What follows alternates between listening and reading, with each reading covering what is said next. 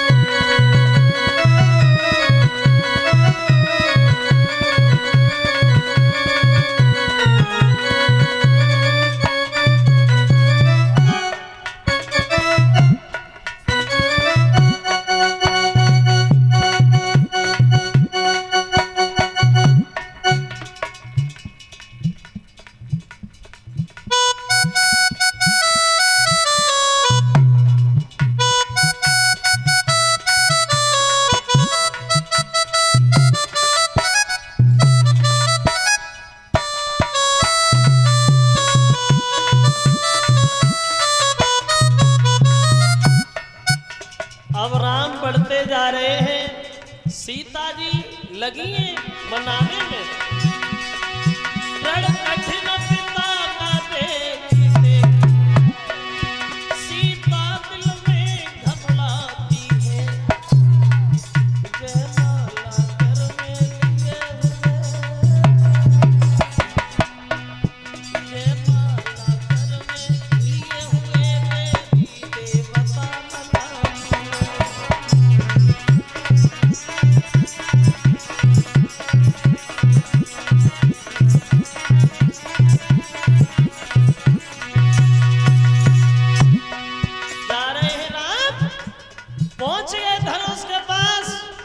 एक हाथ से धनुष उठा लिया।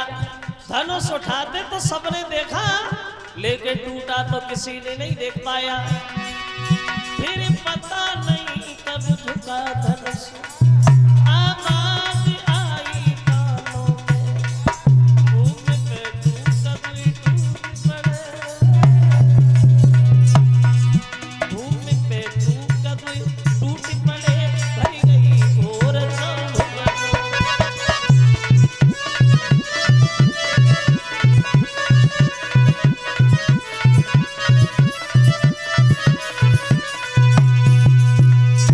धनुष उठाते तो देखा, लेकिन टूटा तो नहीं देख पाया।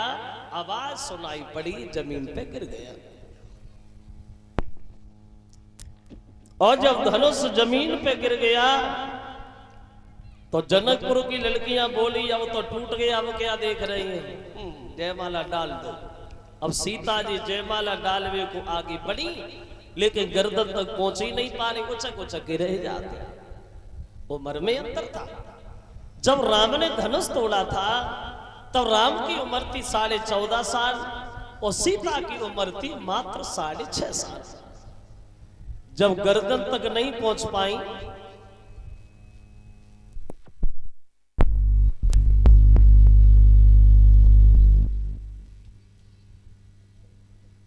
तो जनकपुर की लड़कियां राम से अनुरोध करती, राम एक हमारा काम करोगे क्या? तो लड़कियां बोली है, राम के जो की जाइयो, बोली अरे जो की जाइयो तने कर रघुवीर ओ लली मेरी बारी है जी जो की जाइयो।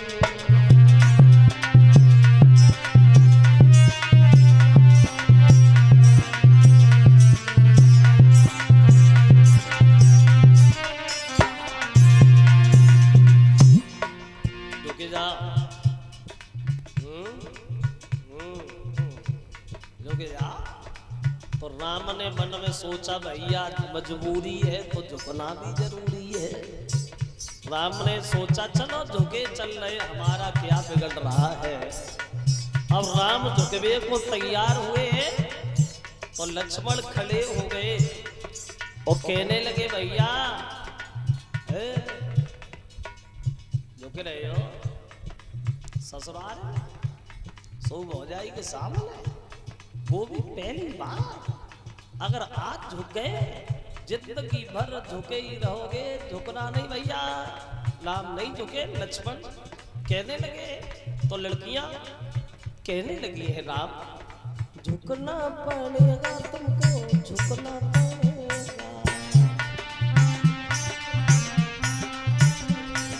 झुकना पड़ेगा राम, झुकना पड़ेगा।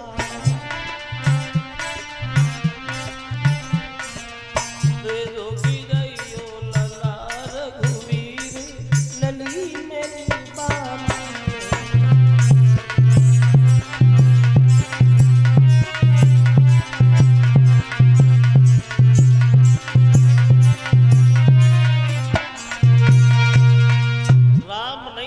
तो लड़कियां लक्ष्मण पे बकिया के दौरे पड़ी।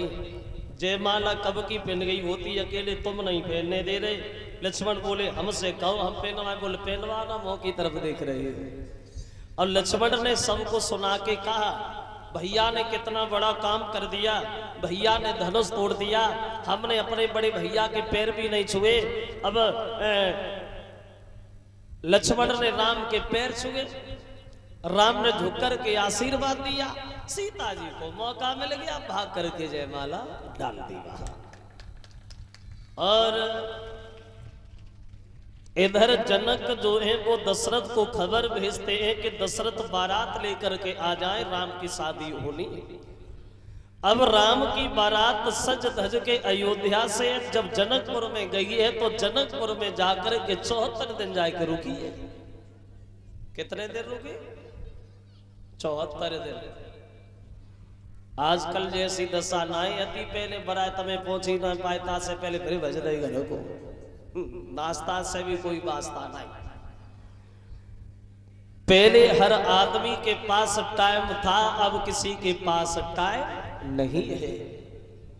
आज के जमाने में न आदमी के पास दाम की कमी है, न काम की कमी है, न धाम की कमी है। कमी है तो सिर्फ टाइम की कमी। टाइम नहीं, किसी से भी मिलके पूछो भैया मरने तक का टाइम नहीं।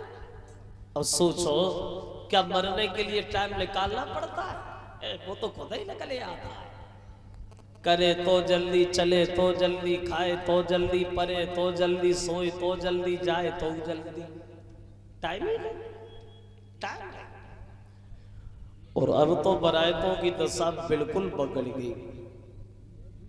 आजकल कोई बड़ो बूढ़ो बारात में जाए, उनसे पूछो भैया तुम्हें क्या मिलो बारात में खाए हुए को, तो धक्का के अलावा कचरा बता पा धक्का मिले और क्या मिले। अगर शरीर में ताकत है तो खाए हुए को ढूंढ ले, और ताकत ना है तो वो प्लेट पकड़े घूमत ही रहो, कोई पूछने वाला नहीं। और अब तो बारातों की दशा ही अलग हो गई। वैसे हमारे बड़े बूढ़े लोग आज भी बताते हैं कि 3-3 दिन की बारातें अभी तक ही नहीं। पहले दिन जाती, दूसरे दिन रहती, तीसरे दिन आती। काऊ को 5 साल बाद गोनो हो तो, काऊ को 3 साल बाद गोनो हो तो, काऊ को 2 साल बाद गोनो हो तो। अब टाइम ही नहीं, अब टाइम ही नहीं। अब ब्याह बाद में हो तो गोनो पहले हो जाता। तो मजरे में सांची कह रहे ब्याह बाद में गोनो पहले। वो पेपर में आता है चटमगनी पटबिया, पेपर में आता है चटमगनी पटबिया, पटबिया चट बच्चा दे रही नहीं। समय ही नहीं रहा, वक्त नहीं रहा। पहले लड़का अगर पिता मना कर देता था तो वो मान जाता था। विदा इसलिए भी नहीं होती थी, लड़के मान जाते थे। और आज के जमाने में अगर संग विदा ना है भाई तो लड़के पे बाप को मुंह फोड़ना है, वो पहले विदा बहुत जरूरी है।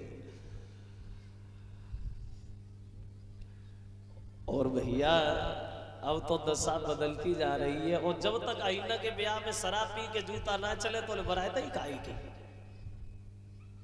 जमाना बदल गया है। अब तो दिन प्रतिदिन लोग बदलते जा रहे हैं। पहले पहनावा भी कुछ अलग था, पहनावा भी बदल गया। एक दिन लड़का पेंट पहने हुए